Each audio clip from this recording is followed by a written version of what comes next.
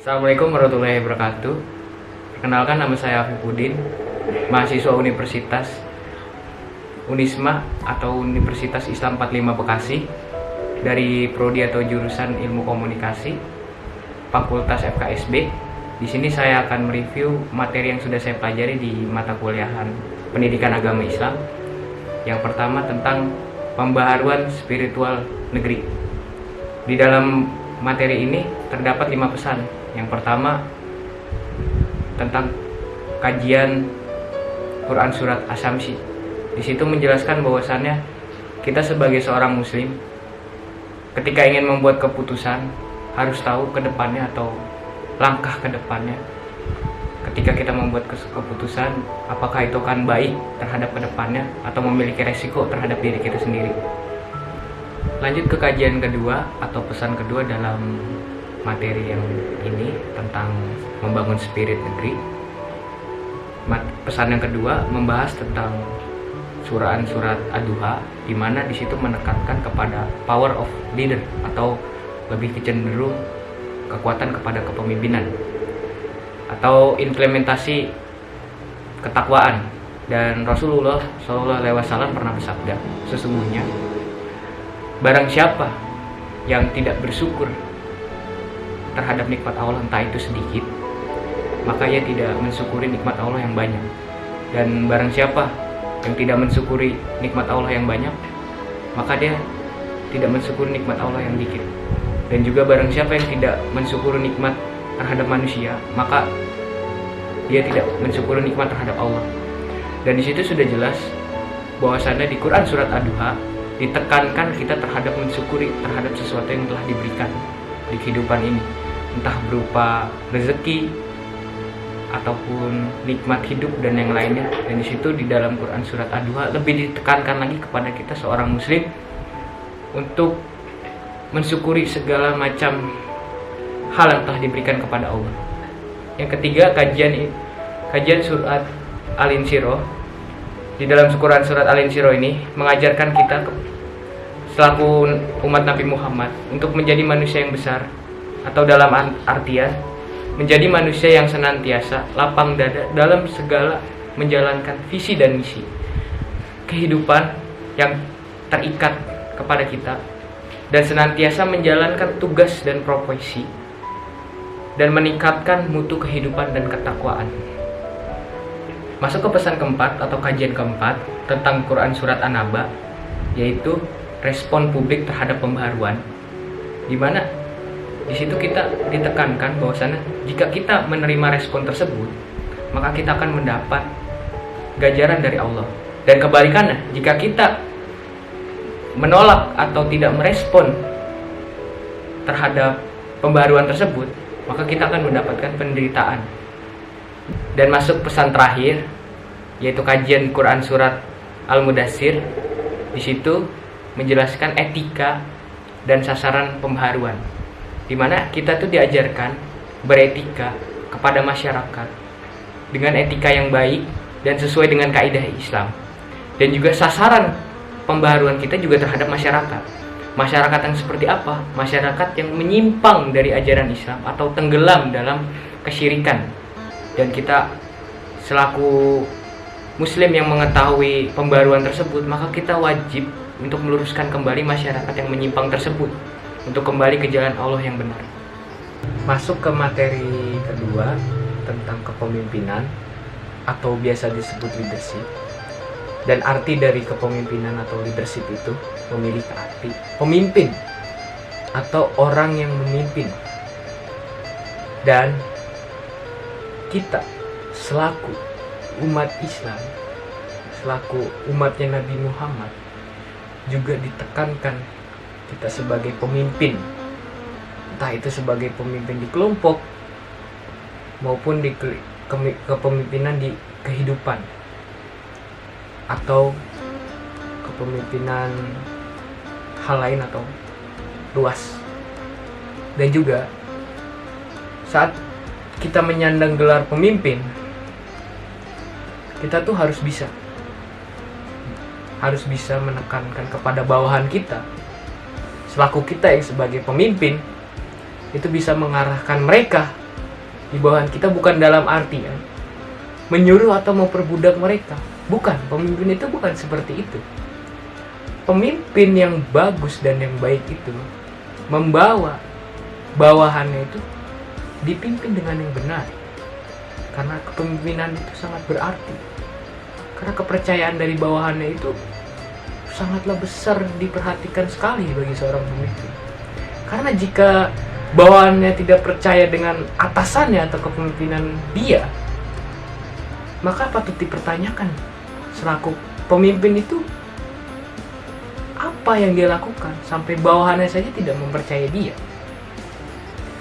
Dan juga tidak lepas dari kata kepemimpinan, di dalam Al-Quran pernah Allah cantumkan di mana pada saat pembentukan kehidupan, pembentukan awal kehidupan akan dibuatnya pemimpin, atau istilah Islamnya itu khalifah, pemimpin di bumi ini,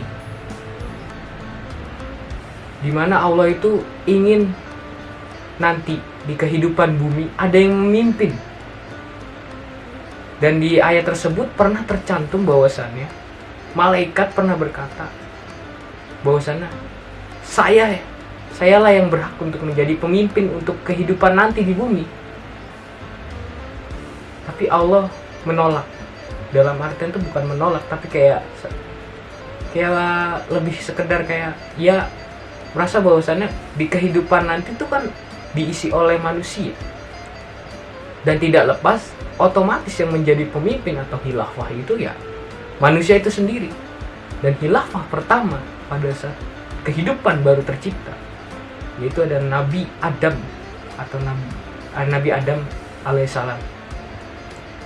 Dia adalah khalifah pertama di muka bumi ini yang membawa kita umatnya dari Nabi Adam hingga terakhir yaitu Nabi Muhammad, lalu digantikan kepada khalifah-khalifah setelah Nabi Muhammad yaitu Umar bin Khattab atau Khulafaur Rasyidin, lalu dilanjutkan oleh para tabi'in dan tabi'at dan para sahabat-sahabat lainnya. Dan nanti ketika di hari kiamat akan ada khalifah terakhir yang memimpin dunia dan memimpin umat muslim atau umat Islam, yaitu Imam Mahdi yang akan membawa kita untuk kepada hari kiamat yang akan kita lalui. Dan juga di dalam kepemimpinan ini ditekankan sisi karismatik atau sisi percaya diri terhadap kita sebagai pemimpin. Itu harus memimpinnya itu harus seperti apa. Kita itu harus percaya diri bahwasannya kita tuh bisa memimpin. Bisa tidak bisa ya kita harus bisa. Siap tidak siap kita harus siap. Ya meskipun diri kita merasa kayak saya tidak sanggup untuk menjadi seorang pemimpin, saya tidak berhak untuk menjadi pemimpin yang baik, tapi di Islam ditekankan bahwasannya kamu ini pemimpin, kamu ini khalifah di muka bumi ini. Secara tidak langsung kita ini semua pemimpin, dan kita ini harus memimpin, dimana kita tuh harus memperkuat namanya visi dan misi kita sebagai pemimpin agar menjadi pemimpin yang bagus terhadap umat kita atau bawahan kita. Masuk materi selanjutnya tentang power of Hajj, atau bisa disebut dengan power of leadership atau power kepemimpinan. Dan di power kepemimpinan ini memiliki unsur kekuatan untuk negara. Pertama, memiliki unsur ilmunya para alim ulama. Kedua, keadilan kepemimpinan. Yang ketiga, dermawannya orang kaya. Yang keempat, doanya kaum duafa atau kaum miskin. Kelima, kekokohan negara. Masuk materi berikutnya tentang bahaya pembaharuan. Dan di dalam bahaya pembaharuan tersebut ada beberapa yang harus kita hindarkan, terutama istiraj. Istiraj memiliki arti sebuah azab dari kenikmatan atau melupakan Allah dan merasa cukup pada selain Allah dan berpaling dari Allah. Dan untuk menghindari istighfar, kita harus mengenali hakikat jiwa kita. Kita harus mengenali jiwa kita. Dan saat kita mengenali jiwa kita, maka kita dapat mengidentifikasi ada 4 sifat. Dan 3 di antara 4 sifat itu adalah sifat yang sangat buruk. Yang pertama, sifat yang tidak boleh kita miliki adalah yang pertama, sifat setan. Sifat setan adalah apabila kita merasa puas atau merasa mencapai sesuatu dan kita mendapatkan sebuah kekuatan yang besar, kita akan membawa kekuatan itu atau mendapatkan kenikmatan tersebut digunakan untuk hal yang menyimpang dari agama. Entah itu digunakan sebagai kejahatan maupun untuk tipu daya. Dan yang kedua adalah sifat hewan, di mana jika kita meraih suatu kepuasan, itu hanya sebatas memasuki zona kenikmatan atau zona kelezatan. Seakan-akan kita tuh merasa bahwasannya ini sangat nikmat, layaknya seperti makanan. Dan itu hanya sebatas syahwat semata. Lalu ada sifat yang ketiga, yaitu sifat binatang buas, di mana kepuasan sebagai prospek kekuatan yang akan membawa kita pada kelakuan layaknya seperti hewan yang tidak bisa mengontrol amarah maupun perilaku kita. Dan di antara 3 tadi ada sifat yang memang harus kita miliki. Tidak terlepas dari 3 sifat tadi yang jelek yang harus kita hindarkan. Yang satu ini memang kita harus miliki, yaitu sifat malaikat, di mana sebuah kekuatan yang membawa pada rasa keindahan dan rasa kesempurnaan atas ciptaan Allah, yang membawa kita kepada ruang pemahaman kepada sifat-sifat yang tersimpan dalam asmanya. Dan masuk materi terakhir tentang energi pembaharuan untuk membangun moralitas suatu bangsa. Ketika kita membahas materi ini, maka kita harus mengingat pesan terakhir di materi pertama tentang kajian atau pesan pertama di surat Al-Mudaththir, di mana etika dan sasaran saat melakukan pembaharuan, di mana kita itu kita harus tahu di mana kita harus menempatkan suatu etika kita kepada masyarakat atau suatu bangsa untuk melakukan pembaharuan. Dan juga kita harus tahu sasaran kita untuk melakukan pembaharuan itu kepada siapa. Dan pesan terakhir di surat Al-Mudaththir ini bahwasannya sasaran kita melakukan pembaharuan ini terhadap masyarakat tenggelam akan kesyirikan, di mana kita itu sebagai selaku penegak pembaharuan kepada suatu bangsa, dan juga ditekankan di surat Al-Mudaththir bahwasanya sasaran kita adalah masyarakat yang menyimpang, ya kita juga harus membawa mereka agar tidak menyimpang terlalu jauh terhadap ajaran agama Islam. Dan ketika kita ingin membawa mereka, di situ juga kita harus beretika yang baik terhadap masyarakat tersebut agar kita diterima. Dan juga gerakan pembaruan bangsa pernah disebutkan oleh salah satu tokoh, yaitu Ibnu Khaldun,